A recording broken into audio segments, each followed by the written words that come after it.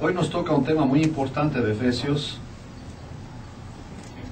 y obviamente tiene que ver con la familia. Hay veces que me invitan a compartir especialmente la relación de los padres con los hijos. Y hoy nos metemos a un tema muy importante que se refleja por generaciones. La manera como nosotros conducimos estas cosas ahora se reflejan con los bisnietos, con los tataranietos, porque les dejamos una herencia. La mejor herencia que podemos dejarles como padres no es dinero, sino es el formato de cómo Dios quiere que se conduzca la familia. Porque si no hay esa dirección, es muy doloroso. Vamos a leer capítulo 6, versículos 1 al 9. Yo leo un versículo, ustedes el siguiente, y nos unimos en el versículo 9. ¿Les parece? Capítulo 6, 1 al 9. Como verán, terminamos hoy el libro de Efesios y nos toca entrar a Gálatas. Dice Efesios 6: Hijos, obedeced en el Señor a vuestros padres, porque esto es justo. Ustedes, honra a tu padre y a tu madre, y es el primer mandamiento con promesa, para que te vaya bien y seas de larga vida sobre la tierra. Y vosotros, padres, no provoquéis a ira a vuestros hijos, sino criadlos en disciplina y amonestación del Señor. Siervos, obedeced a vuestros amos terrenales con temor y temblor, con sencillez de vuestro corazón como a Cristo, No sirviendo al ojo como los que quieren agradar a los hombres, sino como siervos de Cristo, de corazón haciendo la voluntad de Dios, sirviendo de buena voluntad como al Señor y no a los hombres, sabiendo que el bien que cada uno hiciere, ese recibirá del Señor, sea siervo o sea libre. juntos. Y vosotros, amos, haced con ellos lo mismo, dejando las amenazas, sabiendo que el Señor de ellos es vuestro, está en los cielos, y para que no haya acepción de personas. Es impresionante cómo Pablo, en el asunto de la conducta aquí, levanta a los esclavos y les pone al nivel de los amos, diciendo: ustedes delante del Señor son iguales. Me recuerda cuando él escribe la carta, vamos a ver Filemón, miren conmigo ahí en Filemón. Y él está regresando a Onésimo, que era un esclavo que se había huido, se escapó. Esa no es la manera de ser líder. Y obviamente es obvio que él conoció a Pablo en Roma, y Pablo desde Roma lo manda de regreso con su amo, y le manda esta carta. Dice en el versículo 8 de Filemón: por lo cual, aunque tengo mucha libertad en Cristo para mandarte lo que conviene, más bien te ruego por amor.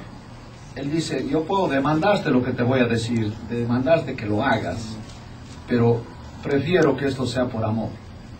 Sí, es muy diferente cuando uno hace las cosas por amor que porque tiene que, o por rutina, o por obligación. Dice él: siendo como soy Pablo, ya anciano y ahora además prisionero de Jesucristo, te ruego por mi hijo Onésimo, a quien engendré en mis prisiones, el cual en otro tiempo te fue inútil, pero ahora a ti y a mí nos es útil, el cual vuelvo a enviarte, tú pues recíbele como a mí mismo. Yo quisiera retenerle conmigo para que en lugar tuyo me sirviese en mis prisiones por el Evangelio.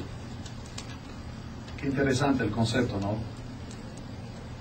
Tú deberías estar aquí. Pero como no estás, ganas tengo de que tu esclavo se quede aquí, sirviéndome. Pero vamos a hacer lo correcto. Él tiene que regresar a arreglar cuentas contigo. Y dice: pero nada quise hacer sin tu consentimiento, para que tu favor no fuese como de necesidad, sino voluntario. Así es la gracia siempre.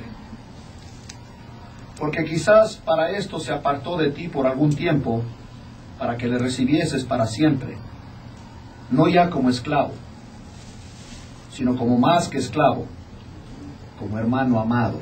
¿Qué cambio hace el Señor? El esclavo ahora es hermano. Solo Dios puede hacer eso. mayormente para mí, pero cuanto más para ti, tanto en la carne como en el Señor. Así que, si me tienes por compañero, recíbele como a mí mismo. Y si en algo te dañó o te debe, ponlo a mi cuenta. Eso es el concepto de la redención, el concepto del Señor Jesucristo por nosotros, que pagó por nosotros. Los esclavos, que ahora somos hermanos del patrón. Y Él dice, si algo te debo, o te debe Él, ponlo en mi cuenta, yo te lo voy a pagar. Está en la cárcel, no sé cómo iba a ser el pago, pero qué hermosa manera de presentarle a este esclavo de regreso con su patrón, con el amo. Y mire lo que le dice aquí. Yo, Pablo, lo escribo de mi mano, yo lo pagaré. Por no decirte que aún tú mismo te me debes también. Sí, hermano, tenga yo algún provecho de ti en el Señor, conforta mi corazón en el Señor. Te he escrito confiando en tu obediencia, sabiendo que harás aún más de lo que te digo. Prepárame también alojamiento, porque espero que por vuestras oraciones os seré concedido. Ahí voy. Y prepárame el cuartito ese, que en la Biblia hay este concepto del profeta Elías, que iba a visitar en una casa y ahí tenían un cuartito que le llamaban el cuarto del profeta. Dice, tenme ahí el cuartito porque voy a ir a visitarte. A ver cómo le trataste a Onésimo. Sí va a ir, pero también le está diciendo, espero que me hagas caso, porque ahí voy yo a verles. Y a ver si pasaste la prueba o no. ¿Qué manera es esto? Sí, esa es la conducta cristiana. Y este es el poder del Señor. Recuerdo un ingeniero donde yo crecí, que estábamos construyendo un edificio para una iglesia y estábamos en el proceso de echar los cimientos.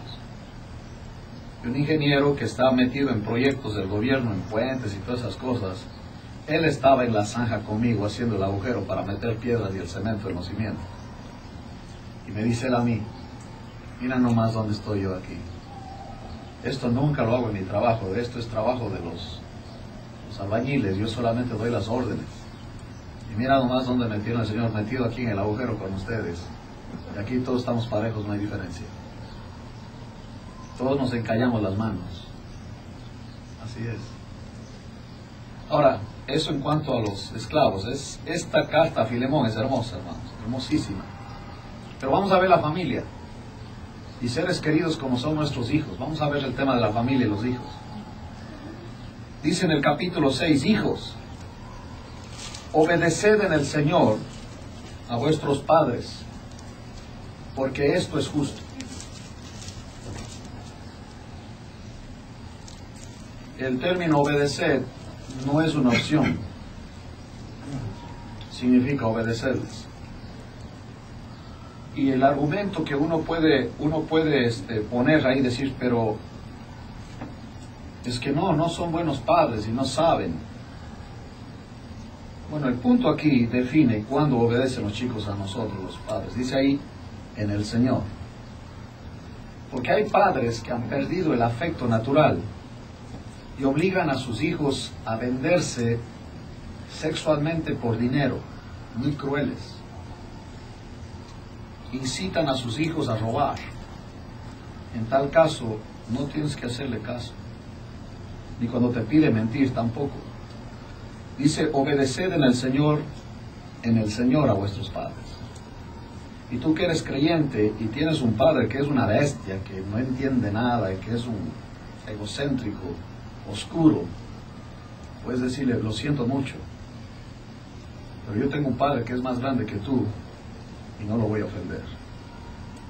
Sí, eso es muy importante. Porque nuestros jóvenes deben saber eso. ¿Saben por qué tenemos tanto odio nosotros en los muchachos? ¿Y por qué vivimos como vivimos? Es un acto de rebeldía.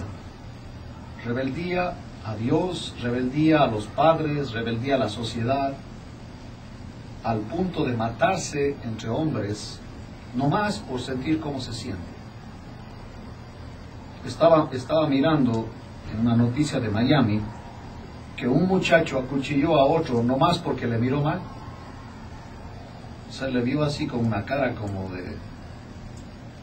diciendo, no me caes bien o algo así, y el otro lo acuchilló y lo mató.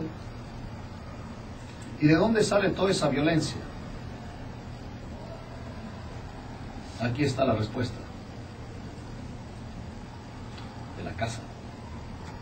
¿Y quiénes creen que provocan eso? Los padres. Los padres crían hijos violentos. Criamos hijos. Y si no sabemos cómo debe hacerse, tendremos hijos amargados. Así que esto es posible solamente cuando el Señor está en el centro. La relación de padres e hijos es solamente posible cuando lo que el Señor dice es lo que rige en la casa. No son mis opiniones, ni son las opiniones de ningún filósofo, ni ningún criterio de criar hijos, porque eso está de moda por todos lados, y yo leo la literatura de lo que enseñan cómo criar hijos y no tiene nada que ver con el Señor. Y por eso no funciona. Eruditos que dan clases de cómo criar a los hijos, tienen hijos rebeldes terribles. Y uno dice, pues, ¿por qué no aplicas lo que estás enseñando tú, no? Es que no funciona. La teoría sonará muy bonito, pero la realidad es que cada hijo es una persona. Es un individuo que tiene sus propias aspiraciones, su propia carne, su propio ego, y que necesita al Señor. Dios no tiene nietos, solamente hijos. Y cada muchacho debe tener una relación con Él. Es la única manera que esto va a funcionar. Ahora, lamentablemente, los padres tenemos una filosofía que se ha venido pasando por generaciones, que es errada y afecta nuestra relación con los muchachos. Miren conmigo el caso de Caín en Génesis.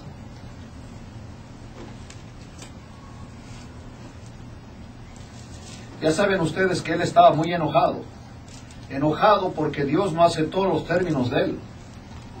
Toda persona religiosa, toda persona que quiere acercarse a Dios a su manera y Dios le rechaza, es una persona amargada. Y estoy seguro que tú estás rodeado de esa gente. Y sí dicen que aman a Dios y etcétera, pero no, le tienen mucho coraje. Porque sencillamente Dios no acepta que nosotros nos acerquemos en nuestros términos, tiene que ser a través del Señor Jesucristo. Y no importa cuán buena sea la persona, está en la misma situación de Caín. Dios no acepta eso. Porque Él ve el corazón. Y si lo que está haciendo no se origina por el Espíritu Santo, sino que viene de la carne, por más que esté disfrazado, Dios no lo acepta. Y el coraje del hombre es eso. Miren lo que dice en el capítulo 4 de Génesis y el versículo 16. Esta es la filosofía que nos hace mucho daño, no solamente en nuestra sociedad, sino en el mundo entero, al ser humano en total. Porque todas las culturas que conozco y en todos los países donde he estado, rige esta filosofía de Caín. Miren lo que dice aquí en el 16. 4:16. Salió pues Caín de delante de Jehová. Es decir, que Dios no tiene nada que ver con él. Mi vida es mi vida, yo voy a hacer lo que a mí me da la gana y nadie me va a decir lo que tengo que hacer. Tener un hijo así es doloroso. Es doloroso porque no está respetando uno de los principios más poderosos en cuanto a la vida. Y es la relación con los padres. Porque los padres fueron puestos ahí para ayudarnos a nosotros. Dios así determinó. Y el papá hace el papel que haría el Padre Celestial. El concepto que un niño tiene del Padre Celestial debe ser transmitido por su papá. Y si su papá es alguien lejano, irresponsable, un bandido, que no enfrenta lo que tiene que hacer, ha hecho mucho daño a ese muchacho o esa niña. Porque entonces el concepto de Dios está distorsionado. Obviamente, la gracia de Dios sobrepasa todas esas situaciones y hay esperanza para nuestros hijos.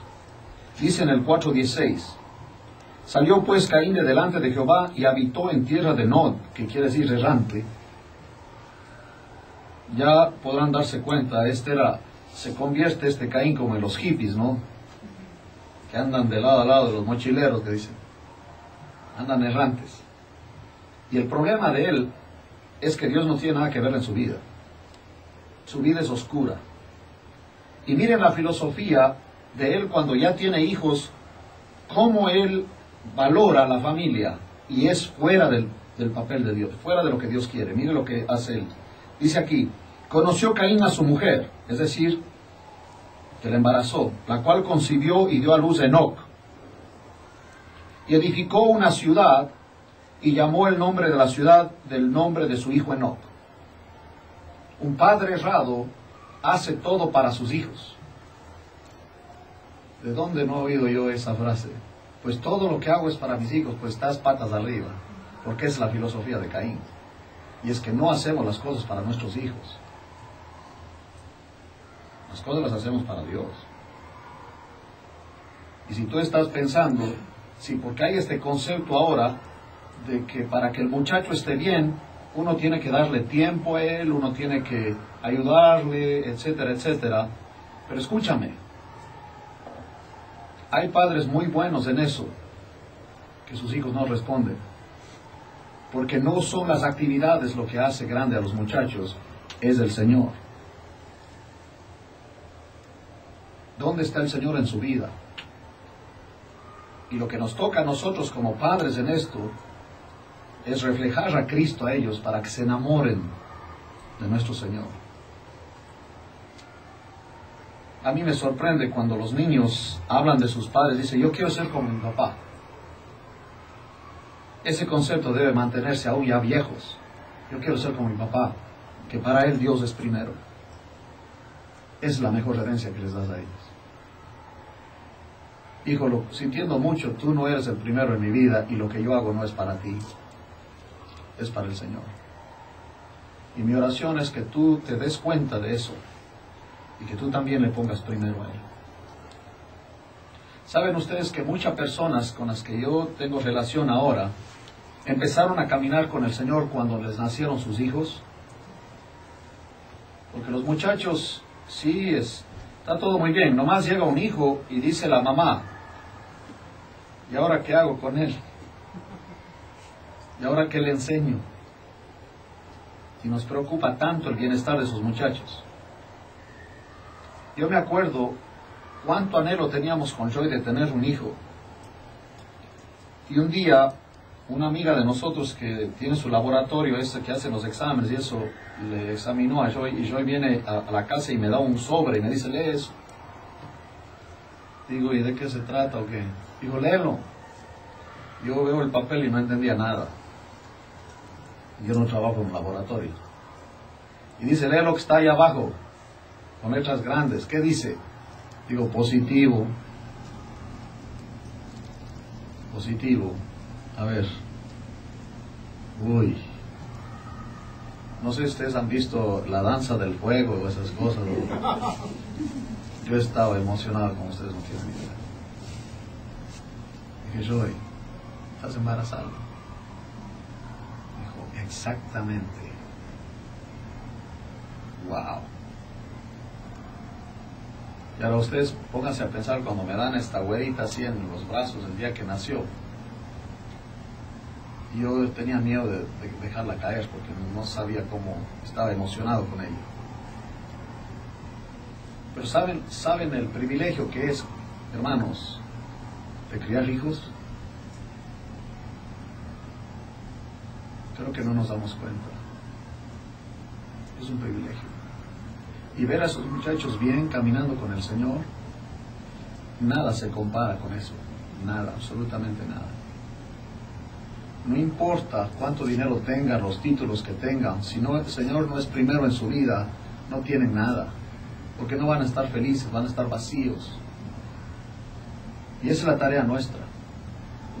Y en la casa, cuando dice a los hijos, obedeced a vuestros padres en el Señor, implica que los padres están reflejando al Señor y los chicos lo hacen porque ven que les conviene. A mí me conviene ser como mi papá. No te preocupes si ese cuadro o el papel del papá no está ahí para tus hijos. Me ha tocado estar en tantas conferencias y me toca hablar con señoras que están criando a sus hijos solas. Y yo les digo, mira, yo conozco un par de muchachos que les pasó eso, crecieron con su mamá. Y Dios ha sido muy bueno con ellos, porque Dios tomó sus vidas y esos muchachos les sirven a Él. Y las señoras me quedan mirando, dicen, ¿en serio? O sea que si hay esperanza para mis hijos, digo, sí, absolutamente. Y les digo, uno de sus muchachos soy yo. No te puedo creer, me dice. No mientas. ¿Tú? Yo pensé que tú creciste en un hogar cristiano y todo eso. Digo, no. Yo pasé muchos de mis años de mi adolescencia muy amargado,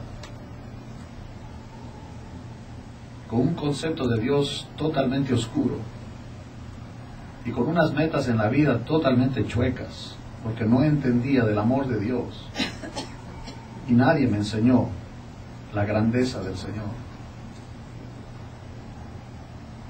¿Cuánto hubiera deseado que mis abuelos me hubieran leído la Biblia? O con ellos haber visto que en la mesa orábamos para dar gracias por los alimentos. O que mencionaran a este Dios poderoso.